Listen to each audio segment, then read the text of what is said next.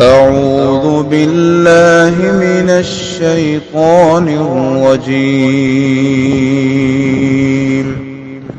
بسم الله الرحمن الرحيم. السلام علیکم ورحمۃ اللہ وبرکاتہ۔ سورہ یاسین آیت نمبر 68 سے 76۔ ان الحمد للہ والصلاة والسلام علی رسول اللہ اما بعد۔ اعوذ باللہ السمیع العلیم من الشیطان الرجیم من ہمزہ ونفخہ ونفثہ۔ ومن نعمرہ ننکسہ فی الخلق افلا يعقلون۔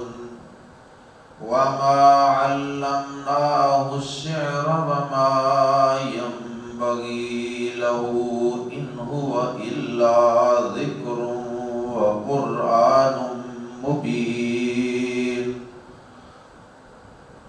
لينذر من كان حيا ويحق القول على الكافرين۔ أَوَلَمْ يَرَوْا أَنَّا خَلَقْنَا لَهُم مِّمَّا عَمِلَتْ أَيْدِينَا أَنْعَامًا فَهُمْ لَهَا مَالِكُونَ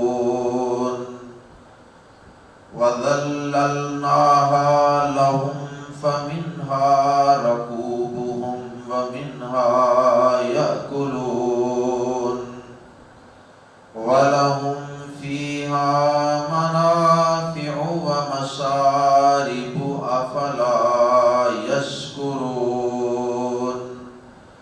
وَاتَّخَذُوا مِن دُونِ اللَّهِ آلِهَةً لَعَلَّهُمْ يُنصَرُونَ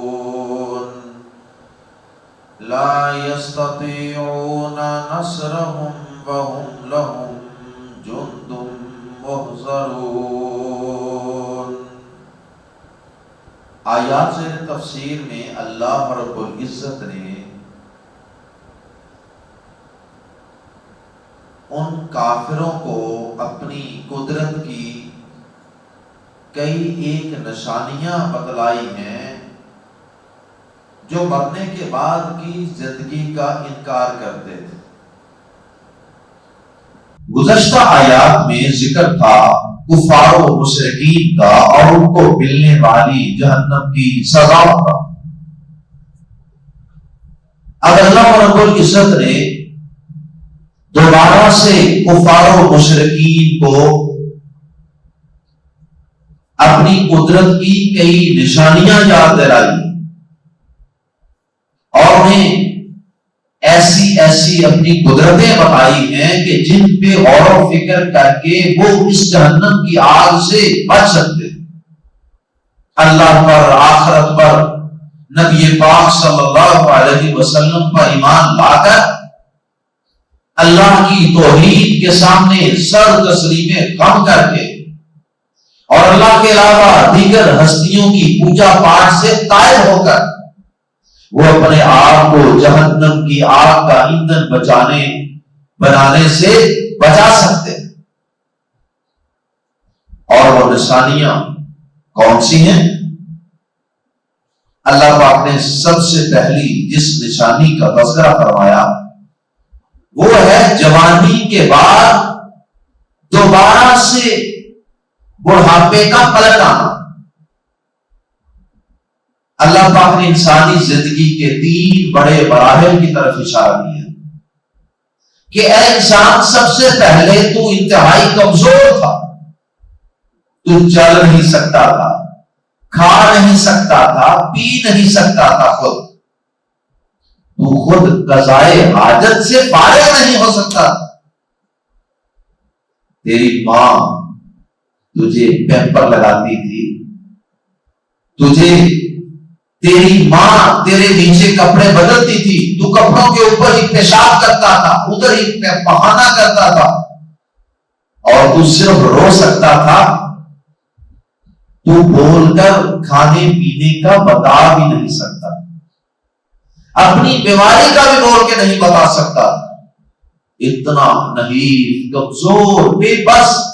پھر اللہ پاک نے اپنی قدرت کاملہ سے آہستہ آہستہ تجھے طاقتور بنایا، تو بچپن سے آہستہ آہستہ لڑکپن اور جوانی اور پھر نوجوانی کی طرف بڑھتا چلا گیا، گبرو جوان بن گیا۔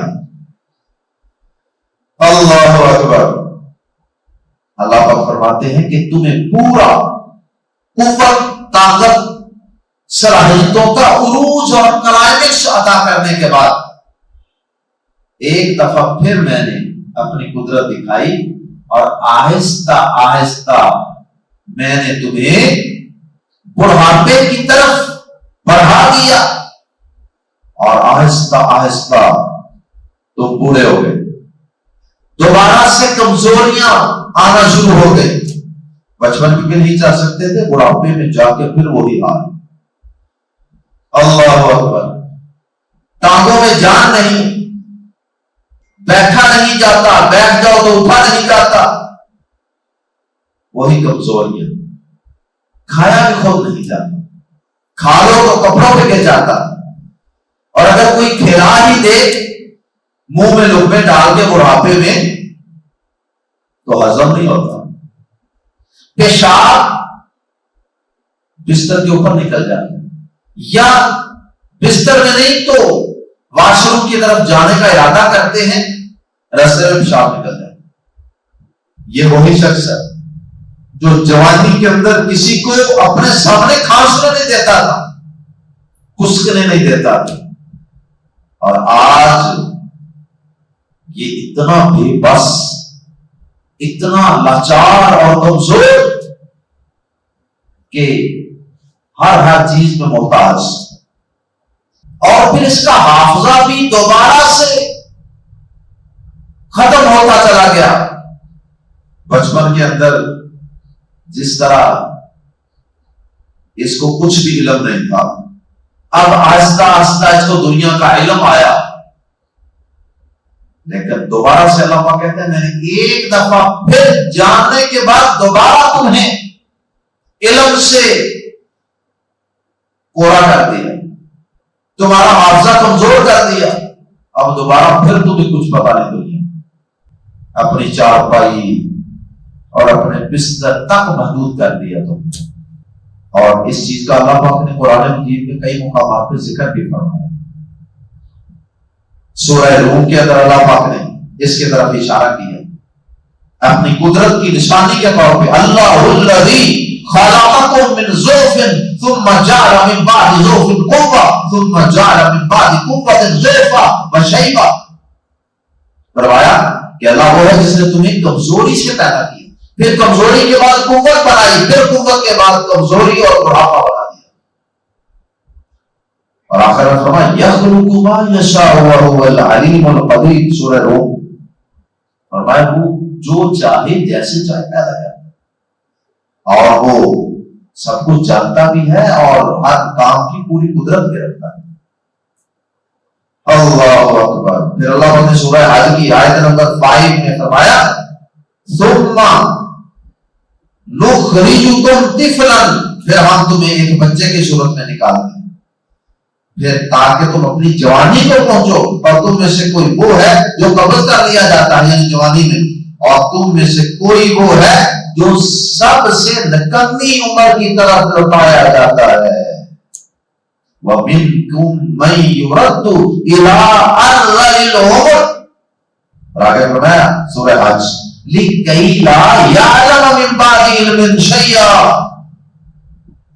نکمی عمر کی طرف لوٹا دیا جاتا ہے بعض لوگوں کو، سارے لوگ تو بڑھاپے میں پہنچتے بھی نہیں، تاکہ وہ جاننے کے بعد کچھ نہ جانے، تاکہ وہ سارا کچھ جاننے کے بعد پھر کچھ نہ جانے۔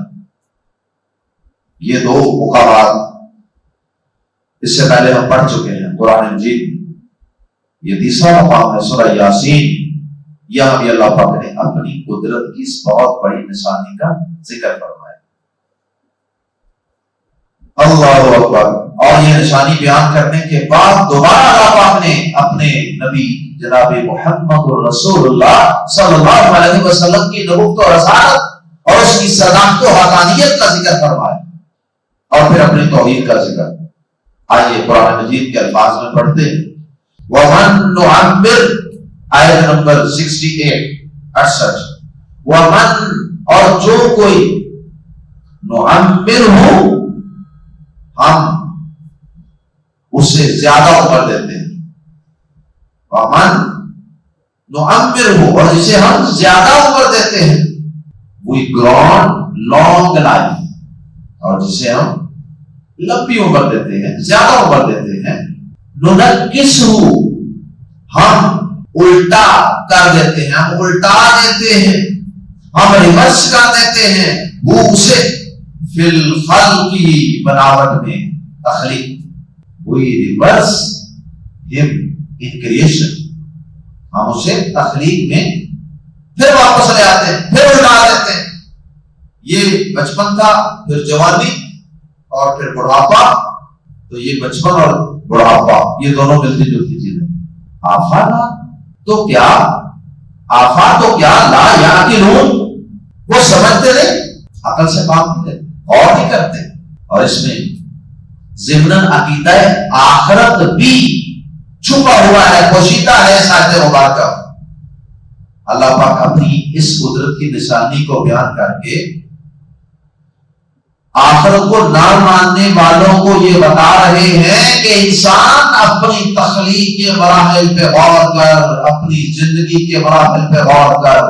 پہلے تو ماں کے پیٹ میں تھا، اس کے مراحل بھی اللہ پاک نے بیان کیے، سورۃ الحج میں بھی، سورۃ المومنون میں بھی، کہ ماں کے پیٹ میں ہم نے تجھے کن کن مراحل سے گزارا،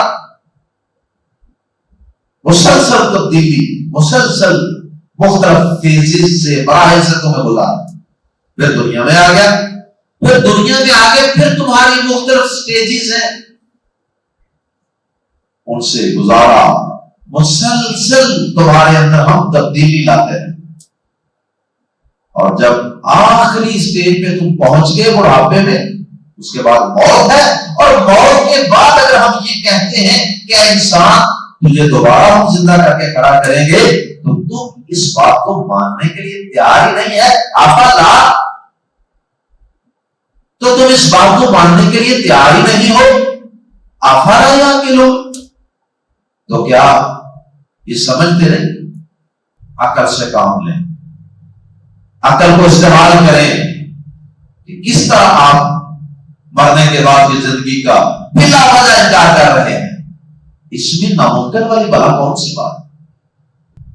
وہاں یہاں سے نبی پاک صلی اللہ علیہ وسلم کیونکہ کفار کو عقیدہ توحید بھی سمجھاتے تھے، آخرت کا عقیدہ، جنت جہنم کے متعلق باتیں بتاتے تھے، تو وہ کافر اس وجہ سے انکار کر دیتے کہ نہیں جی یہ اللہ کے سچے نبی نہیں ہے، یہ تو شاعر ہیں، کبھی کہتے کہ یہ نعوذ باللہ مجنون ہے، کبھی کہتے یہ ساحر ہیں۔ اللہ پاک نے فرمایا وَمَا عَلَّمْنَا، اور نہیں ہم نے سکھایا ہو اسے الشعر، شعر، اور ہم نے اپنے نبی کو شعر تو نہیں سکھایا، شعر و شاعری نہیں سکھائی، حالانکہ آپ اس معاشرے میں پیدا ہوئے، اس فیملی خاندان میں پیدا ہوئے جس کا ہر فرد فطری طور پہ شاعر ہوتا تھا۔ اللہ پاک نے اس معاشرے کے لوگوں کو یہ شعر و شاعری کی اللہ پاک نے صلاحیت بطور خاص عطا کی، اس کے باوجود اللہ تعالیٰ کہتے ہیں کہ ہم نے اپنے نبی کو شعر و شاعری نہیں سکھائی، وَمَا يَنبَغِي، اور نہ ہی لائق ہے لہو اس کے، اور نہ وہ اس کے لائق ہے، مطلب شعر و شاعری ہم نے سکھائی بھی نہیں، اور یہ شعر و شاعری اسے جیب بھی نہیں دیتی تھی پیغمبر، اس لیے کہ شعر و شاعری کا حسن اور اس کی خوبصورتی اور اس کا کمال تو جھوٹ ہوتا ہے، اور مبالغہ آرائی اور مبالغہ ریزی ہوتا ہے. لیکن ہمارا نبی تو لوگوں کو راست پہ ڈالنے کے لیے آیا ہے, لوگوں کو سیدھا راستہ دکھانے کے لیے آیا ہے. اس لیے ہم نے اپنے نبی کو شعر و شاعری بلا کیوں سکھانی. باقی رہی یہ بات کہ ہمارے نبی پر جو وحی نازل ہوتی ہے وہ شعر و شاعری نہیں ہے, ان ہوا نہیں ہے وہ, یعنی قرآن پاک وحی الا مگر ذکر سراسر نصیحت, تنوین کی وجہ سے ترجمہ کر رہے ہیں سراسر نصیحت, وقرآن مبین اور واضح قرآن. یہ تو جو ہمارا پیغمبر آپ کو سناتا ہے وہ واضح قسم کا کلیئر کٹ قرآن ہے, اللہ کی طرف سے نازل کرنا کتاب ہے, اور اس میں تمہارے لیے نصیحت کا سامان اور پیغام ہے. شعر و شاعری والی کوئی بات نہیں. اللہ اکبر. ہاں پیارے نبی صلی اللہ علیہ وسلم نے کبھی کسی کے شعر پڑھ دیے تو الگ بات ہے, یا کبھی کبھار کوئی ایک آدھا مصرع پڑھ دیا, کو تھوڑی سی شعر و شاعری سے ملتا جلتا تھوڑا بہت کو جملہ ایک دو بول دیا, شعر سے ملتا جلتا جس کا وزن تھا, تو اس سے آپ شاعر تو پڑھ گئے. اللہ اکبر. شعراء اور شعر و شاعری کا نبوت سے کوئی تعلق واسطہ نہیں. اس کی مفصل تفسیر سورہ شعراء کی آیت نمبر 224 اور اس سے اگلی آیات میں گزر چکی ہے. وَمَا عَلَّمْنَاهُ الشِّعْرَ وَمَا يَنبَغِي لَهُ إِنْ هُوَ إِلَّا ذِكْرٌ وَقُرْآنٌ مُبِينٌ. ظالموں, یہ قرآن نصیحت کا سامان, ہدایت کا پیغام ہے, اس میں شعر و شاعری نہیں. لِيُنذِرَ, اب یہ نصیحت اور یہ یاد دہانی اور یہ قرآن مبین یہ ہمارے نبی پر کس لیے اتارا گیا. یہ قرآن صرف دکان اور مکان میں برکت کے لیے اتارا گیا. برکت کے ساتھ ساتھ اصل اس کا معنی, مفہوم اور مقصد اور جو اس کا مین آبجیکٹو تھا وہ یہ تھا لی تاکہ ینذرا, وہ ڈرائے من اسے کانا جو ہو حیّن زندہ, تاکہ اسے ڈرائے جو زندہ ہو. قرآن ہے جو زندہ دل ہو, کیونکہ جس کا دل مردہ ہو چکا ہے ضد کی وجہ سے, تعصب کی وجہ سے, ہٹ درمی کی وجہ سے, اور نبی پاک صلی اللہ علیہ وسلم سے حسد کی وجہ سے, اس شخص کا تو دل مردہ ہو چکا ہے.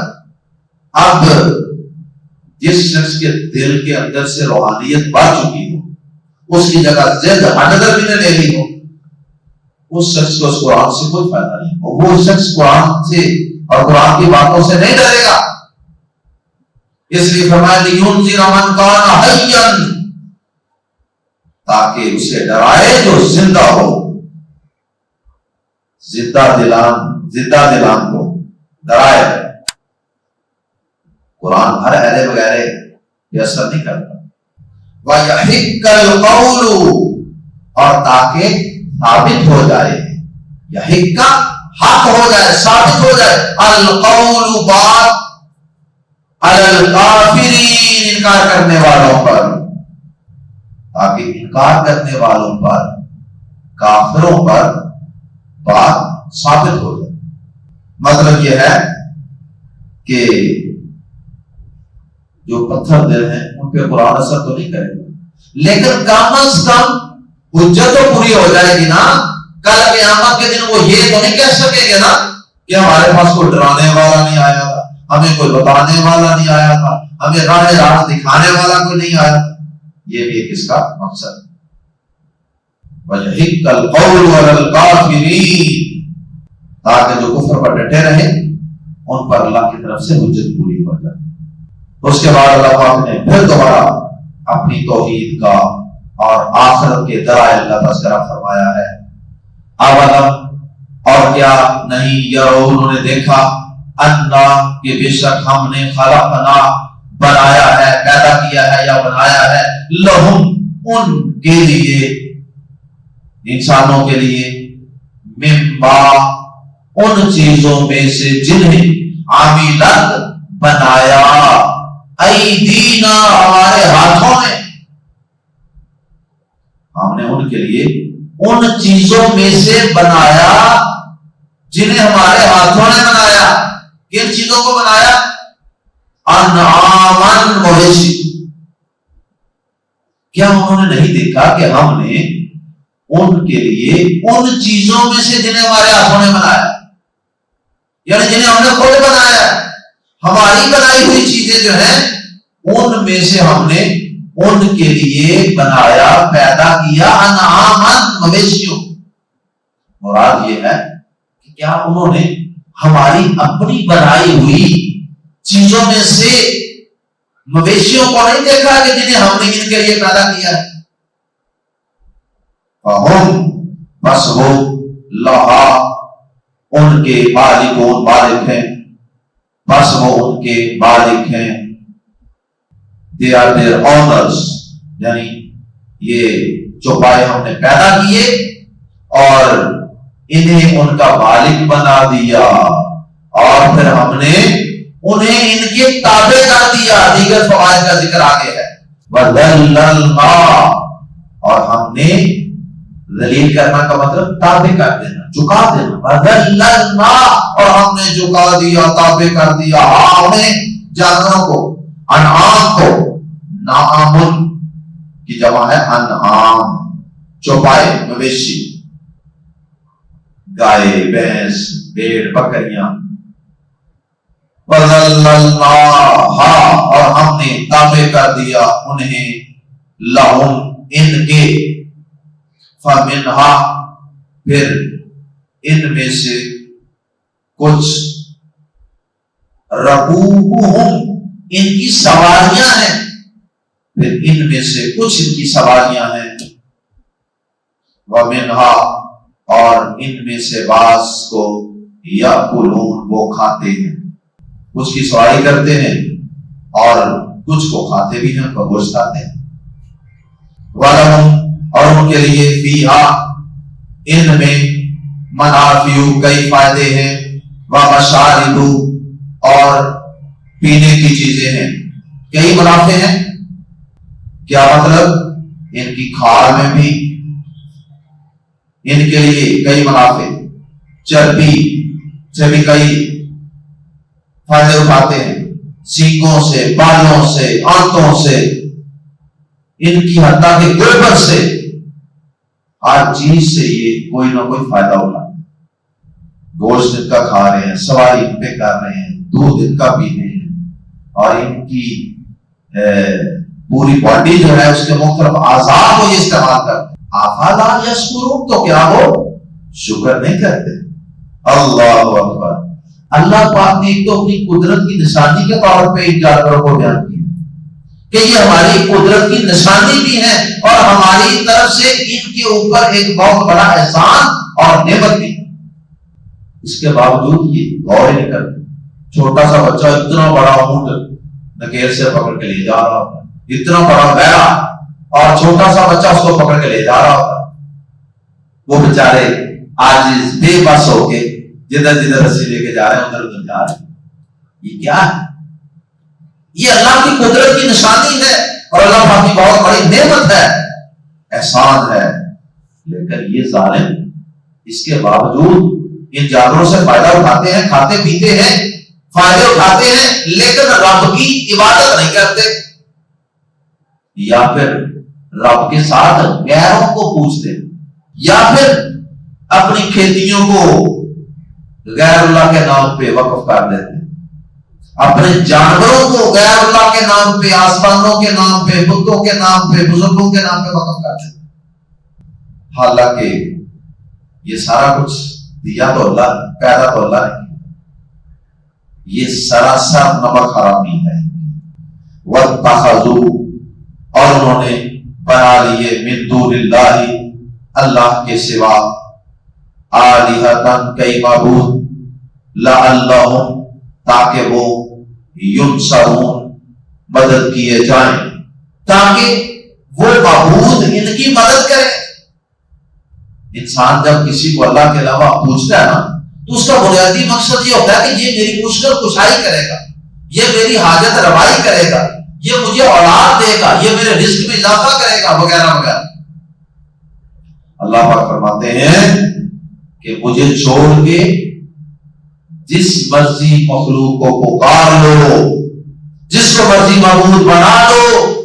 فرمایا لا یستطیعون، نہیں وہ کر سکتے، نصرہم، ان کی کوئی مدد، یا ترجمہ کر سکتے ہیں وہ ان کی مدد کی کوئی طاقت رکھتے ہی نہیں. مدد کرنا تو دور کی بات ہے. وہم، اور یہ مشرک، انہوں نے یہ تو مدد لینے کے لیے جاتے ہیں نا ان کے در پہ، لیکن کام الٹا ہے. کام یہ ہے کہ وہم، اور یہ مشرک، لہم، ان معبودوں کے لیے، جندن، ایک ایسا لشکر ہے، محضرون، جو حاضر کیے ہوئے ہیں. یعنی ہر وقت ان کے آستانوں پہ، ان کے در پہ یہ جا کے ان کے در کو سجاتے ہیں، ان کے در کو پھپاتے ہیں، اس کی صفائی ستھرائی، وہاں کی رونق، وہاں آنے جانے والوں کا اہتمام، اور وہاں لنگر کا اہتمام، اور وہاں آنے والوں کو اور نہ آنے والوں کے ساتھ جھگڑتے ہیں، ان کی حمایت میں لوگوں کی ذہن سازیاں کرتے ہیں. یعنی مدد لینے گئے تھے، الٹا یہ ان کی مدد کر رہے تھے. یہ ہر وقت ان کے عبادت خانوں میں حاضر ہے کہ تو لوگوں کو ان کے جھوٹے سچے قصے سنا سنا کے ان کا گرویدہ کرتے ہیں. لوگوں کو یہاں ان کے آستانوں پر، درباروں پر، ان کی قبروں پر آ کر مانگنے کی ترغیب دیتے ہیں، وہاں جھاڑو پھیرتے ہیں، وہاں پتہ نہیں کیا کیا کرتے ہیں. تو یہ الٹا یہ ان کے لیے ان کے لشکر بنے ہوئے ہیں جو ہر وقت حاضر پریزنٹ رہتے ہیں. مدد تو انہوں نے کر دی. اور ایک معنی یہ ہے کہ وہ جھوٹے معبود قیامت کے دن ان کفار کی عبادت کا انکار کر کے انہیں عذاب دینے دلوانے والے لشکر بن جائیں. یہ بھی ایک ترجمہ اور مفہوم بیان کیا گیا ہے. آخری آیت میں اللہ پاک نے پیارے نبی صلی اللہ علیہ وسلم کو اور داعیان حق کو تسلی دی ہے. فلا یحزن، بس نہ غم زدہ کرے کا آپ کو قولہم، ان کی بات، آپ کو ان کی بات ہرگز غم زدہ نہ کرے. ان کی باتوں سے گھبرائیں نہیں، شرکیہ باتوں سے، کفریہ باتوں سے، انکار والی باتوں سے آپ نے گھبرانا نہیں، غم زدہ نہیں ہوگا. انا نعلم، بے شک ہم جانتے ہیں، ما یسرون، جو وہ چھپاتے ہیں، وما یعلنون، اور جو وہ ظاہر کرتے ہیں. جو وہ چھپاتے ہیں اور جو وہ ظاہر کرتے ہیں، اللہ پاک فرماتے ہیں کہ ہم وہ سارا کچھ جانتے ہیں. آپ کے خلاف جو سازشیں کرتے ہیں وہ بھی جانتے ہیں. آپ کو اپنی مجلسوں میں آپ کے متعلق یہ بھی کہتے ہیں کہ ہاں یہ اللہ کے سچے نبی ہی لگتے ہیں، لیکن باہر آ کے انکار کر دیتے ہیں. یہ ساری باتیں ہم جانتے ہیں، ان کی خفیہ سازشوں کو بھی ہمیں علم ہے. اس لیے ہم ان کے سارے حساب برابر کر دیں گے، حساب میں بات کر دیں گے قیامت کے دن. آپ پریشان نہ ہوں، رنجیدہ نہ ہوں، غم زدہ نہ ہوں، بس اپنی نبوت و رسالت کی اور دعوت و تبلیغ کی ذمہ داری کو آسان طریقے سے پورا کرتے چلے جائیے اور ان کا انجام اللہ پہ چھوڑ دیجیے. اللہ سب کو زندہ رکھے تو انبیاء کرام کے مشن پر زندہ رکھے اور قائم رکھے. اللہ ہم سب کو زندہ رکھے، اپنی توحید پہ زندہ رکھے، اور اللہ ہم سب کو شرک سے محفوظ فرمائے. سبحانک اللہم و بحمدک، اشہد ان لا الہ الا انت، استغفرک و اتوب الیک.